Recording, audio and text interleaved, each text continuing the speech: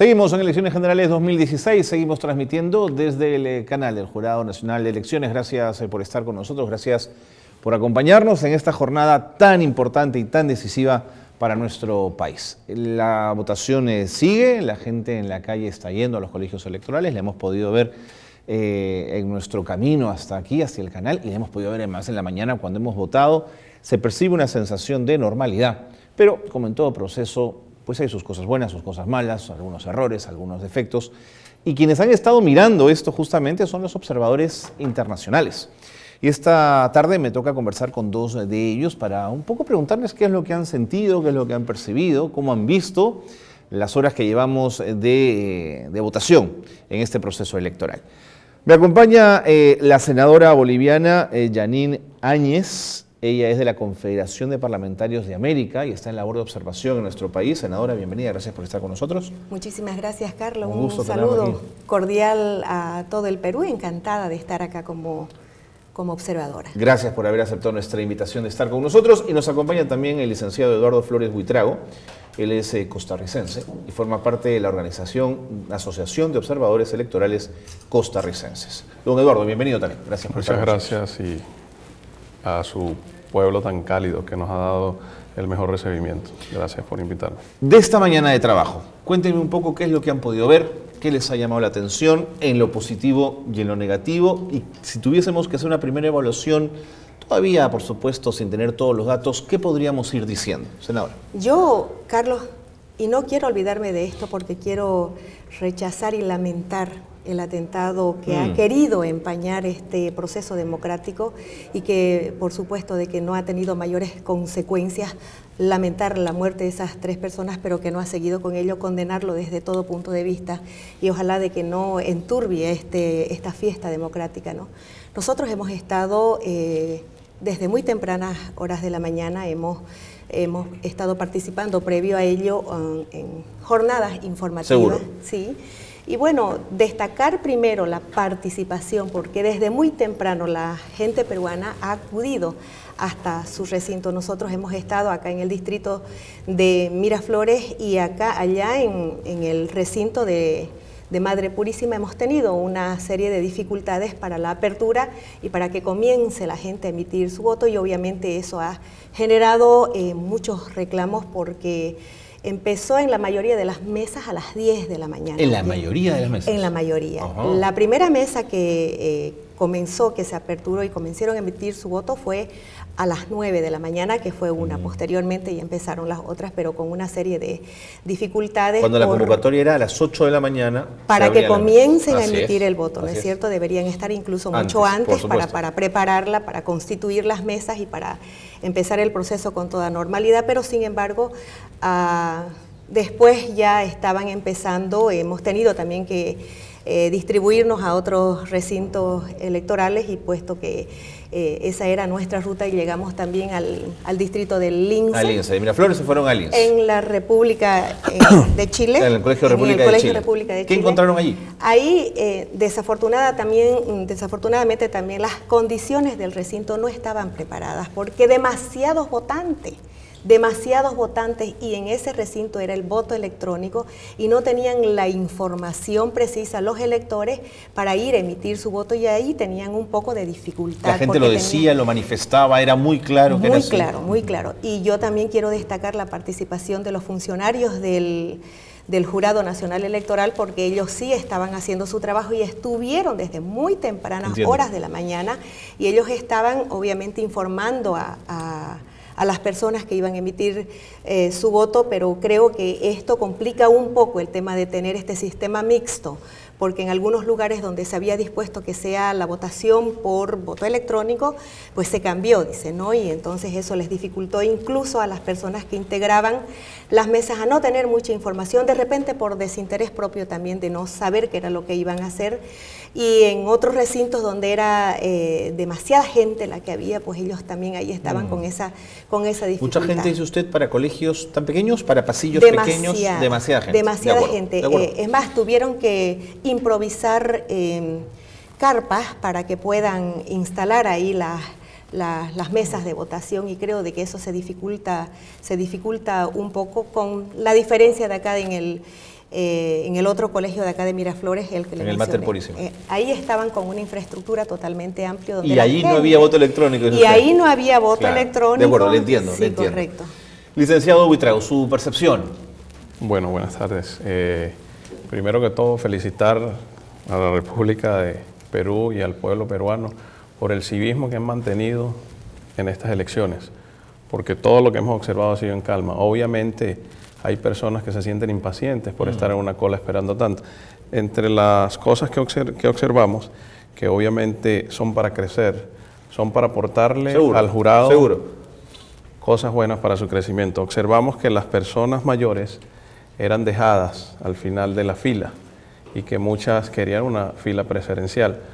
Diligentemente la gente, los personeros del OMPE, estaban coordinando, pero había muchas personas. Hasta donde tengo entendido se manejan 350 electores por mesa. Así es. Y como ahí dijo ha aquí, hecho un trabajo de reducción de mesas incluso, ¿no? Para juntar a más personas en menos mesas y hacer más fácil el conteo, digamos. Correcto, pero como manifestó la senadora, hay recintos muy pequeños y habían dos aulas casi encima y se nota el hacinamiento.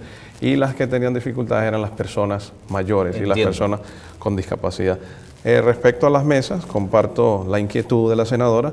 También observamos que se abrieron tarde algunas mesas. Obviamente establece aquí la regulación que llegan los 3 principales y los 3 suplentes. Pero aquí hay un problema que no llegaron a la hora. Entonces, de repente los suplentes no habían llegado. Y ¿En también qué colegio estuvo usted, perdón? Eso fue en el Liceo Naval Almirante En el Liceo Naval Almirante Guisa. Ahí se dio esa situación. Ya. Y había mesas donde había un solo miembro de la mesa, el presidente y, no las se puede demás. Abrir si no está en los... No se podía abrir. Estaban dando el tiempo que establece la normativa para llamar a las personas de la fila, que en este caso serían los electores, cosa que es excelente y muy bueno porque no se va a dejar de llevar el proceso. Posteriormente nos trasladamos a San Luis, a la escuela Miguel Grau Seminario, donde observamos ese hacinamiento por el voto electoral. También observamos que algunas personas no se prepararon. Miembros de mesa que no sabían operar. No sabían operar el sistema. Ah, no le creo. No sabían operar el sistema.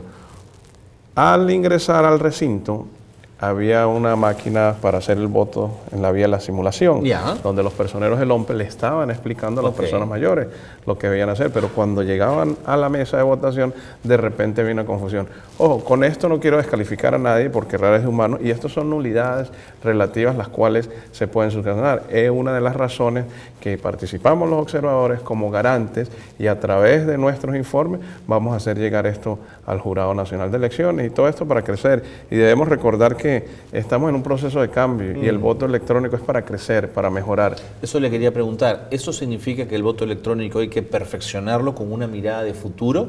¿O dirían ustedes que hay que seguir todavía usando el papel y el lápiz hasta que estemos más preparados? A mi juicio, el voto electoral va a venir a darle celeridad al escrutinio y eso es lo que se busca. ¿El voto electrónico? El voto electrónico, porque todos los electores quieren saber a temprana hora quiénes han ganado y no estar en la incertidumbre. Entonces, este plan piloto yo creo que ha servido para evaluar, conseguir las cosas buenas y malas y ponerlas todas sobre la mesa y ya el próximo proceso puede llegar a manejar un 70-80% de voto electoral. ¿Por qué? Porque por situaciones geográficas como la Amazonia, de ciudades lejos de la ciudad, de repente no van a tener los requerimientos para tener el voto electrónico. Pero es bueno, se debe implantar y la gente no le costó. Era el problema en los miembros de mesa, porque la gente no le costó votar, porque es muy sencillo votar. Y en el simulacro que se hizo, cuando estuvimos en las mesas de trabajo, la máquina le va indicando a usted lo que va a hacer. Usted entrega el DNI, lo escanean y usted va a la máquina y se lo va diciendo. Y para cerrar muy breve, hicimos una relación entre tiempo, el voto manual y el voto electrónico. ¿Y qué arrojó? Y arrojó que el voto electrónico estaba tomando 2 minutos y el manual 3 minutos. Ah, mire, a la larga entonces sí puede ser un reductor de tiempo. Sí puede ser. Y eso lo hicimos entre la escuela Miguel Grau Seminario y la Francisco Bolognesi. Ahí fue Pero sin embargo a mí me queda una duda respecto a él y de repente él nos puede aclarar el por qué, ¿no? Porque me inquieta el detalle de que, por ejemplo, en países donde ya se lo venía aplicando el voto electrónico, pues han decidido dejarlo. Los motivos seguramente porque no les generaba mucha confiabilidad de repente, no estoy diciendo que así sea, ¿no? Pero que lo han dejado y han vuelto al manual. Entonces, no sé, usted de repente nos podría explicar un poquito el por qué, ¿no? Bueno, mire, eso va, como dijo el licenciado, lo que piden los electores, la desconfianza que se crea, porque los electores siempre dicen todos los sistemas son vulnerables. Pero aquí tenemos sistemas certificados y tenemos una Junta Nacional de Electores, el cual goza de una reputación y una credibilidad, y esa es una de las razones por qué estoy aquí. Y en cuanto a otros países, en las pasadas elecciones de 2014, que estuve en Panamá presente como observador, se hizo el plan piloto. ¿Qué se hizo? Se mejoraron algunas cosas y ahora van a salir. Yo creo que eso va en la cultura, yo creo que eso va en el elector y que el elector se debe acostumbrar a los cambios, porque si no vamos con la globalización nos arrolla y lo que se busca es celeridad, porque el primero preocupado por saber el escrutinio es el elector, que se cerraron las mesas y quiero saber las actas y quiero saber cómo está mi partido y los propios partidos políticos. Pero eso es lo que precisamente no llama la atención, porque de pronto si es para avanzar, si es para que el electorado tenga la información lo más rápido posible, porque en países que ya se lo venía aplicando han decidido dejarlo nomás como en países de Europa, ¿no? Y volver al manual. No sé si eso genera mayor confiabilidad, pero creo que la experiencia nos va a decir qué se puede hacer, ¿no? Voy a decir algo de donde vengo, de Costa Rica. Nuestro padrón electoral es el mismo número de nuevos electores que tiene Perú. Entonces le puedo decir pequeños, pero con mucha paz, y con un expresidente Premio Nobel de la Paz, como el doctor Oscar Arias Sánchez. No, claro, 22 millones de votantes es un montón de votantes, y además en una geografía tan compleja como el Perú. Y tan extensa. Y tan extensa. De 1.122.000 kilómetros cuadrados y Costa Rica 59.000 kilómetros. Somos más pequeños que Lima. De acuerdo. Quiero preguntarles algo respecto al voto electrónico, porque sí es importante. Hubo mucha desconfianza en los partidos políticos frente a este voto. Pero yo quisiera preguntarle, los errores que ustedes han visto, los problemas que han visto, ¿podrían sesgar la decisión ciudadana? ¿Podrían afectar la decisión ciudadana? ¿El voto electrónico puede dañar hoy en el Perú la decisión ciudadana? Yo, de lo que he visto en el recinto al que he visitado, tenía mucho problema en el momento de ingresar. Ahora, no sé si eso permitiría de que pueda afectar la decisión del pueblo, el derecho democrático difícil que tiene. Saberlo difícil saberlo en este momento, pero sí lo que quiero hacer una precisión, y es de la información previa que hemos venido, que a pesar de la necesidad de estar complementando, actualizando la ley electoral en el país, pues la institución como tal tiene mucha credibilidad, y eso a nosotros nos genera también mucha confianza, y ojalá que eso sea lo que predomine en todos los procesos electorales en todo el mundo, que finalmente como elector lo que uno quiere es eso, ¿no? Que le respeten el derecho a ir a emitir su voto y que se le respete la decisión. Eso creo que es lo más importante. En este momento es prematuro decir aquello, porque de repente también estaba empezando, y es la primera vez que están usando el voto electrónico, pero seguramente, seguramente luego podremos tener alguna información después de hacer una evaluación. De acuerdo. ¿Usted coincide, señor Buitrón? Yo coincido en lo mismo. Emitir un juicio de valor a priori de lo que está sucediendo es difícil. Deberíamos esperar todos los estudios y todos los observadores, el reporte que presentemos, a ver en qué vamos a coincidir mucho. Sería de manera a priori, sería caer en un error y evaluar algo sin tener el conocimiento claro. Los llevo a otros terrenos. ¿Por qué tienen que haber misiones electorales en el Perú? ¿Hay misiones electorales en Alemania? ¿Hay misiones electorales en el Reino Unido? ¿Por qué tienen que haber misiones electorales en el Perú? Bueno, creo que esa es una práctica que se hace en todo el mundo. Yo particularmente he tenido la posibilidad de estar en Dinamarca, que fíjese usted, la clase de democracia de avanzada. ¿Y ahí había observación? Ahí nosotros hemos ido en calidad de observadores, me pareció extraordinario lo que sucede allá, porque no tienen una mínima opción de tener que desconfiar en los resultados que se arrojen de esas elecciones, y yo siempre dije, ojalá y en mi país pues pudiéramos llegar a aquello, porque eso nos garantiza a nosotros lo que hemos emitido, el derecho que hemos tenido de elegir. Entonces, senador, una misión electoral no tiene que ver con la calidad de una democracia, sino con ver procesos. Correcto, y con que se respete, ¿no?, los avances que han habido, porque de eso se trata. Hay muchos errores, pero en cada proceso electoral, pues nosotros lo que deberíamos es avanzar y generarle a la población la confianza, porque de pronto, y creo que esa experiencia la hemos tenido en mi país, que la gente ya está cansada, primero de tantos procesos electorales, y segundo de que el resultado que arroja el Tribunal Supremo Electoral no sabemos si son los ciertos o no. En la mayoría de las veces, desafortunadamente, hay muchísima desconfianza, porque no se caracterizan por ser instituciones imparciales, que ese es el objetivo, que ese es el mensaje a la población, la imparcialidad. Lo que a mí me ha llenado, reitero, me ha llenado de satisfacción acá es saber que pese a que al reclamo de la necesidad de las reformas, bueno, hay mucha credibilidad, y dicho sea de paso que también hubo una manifestación dentro de la información, y eso es una cosecha aparte, de la necesidad de hacer un reajuste en el tema de la participación femenina, porque entiendo de que acá también tienen un 30% de participación femenina. Pues nosotros en Bolivia hemos avanzado, tenemos un 50%, y creo de que es una manera, vale la pena no estar actualizando. Palabras finales. Desde el Pacto de Versalles existen los observadores internacionales en el mundo. Más allá, digamos. Más allá. Y los observadores internacionales vienen a ser garantes y vienen a darle seguridad a los electores, seguridad al pueblo. Y se lo digo porque muchas veces que andaba en la calle en estos días y mesas de trabajo se acerca al elector y le pregunta inquietudes y le dice cosas. Obviamente nuestra participación es neutral y tenemos que respetar al Jurado Nacional de Elecciones.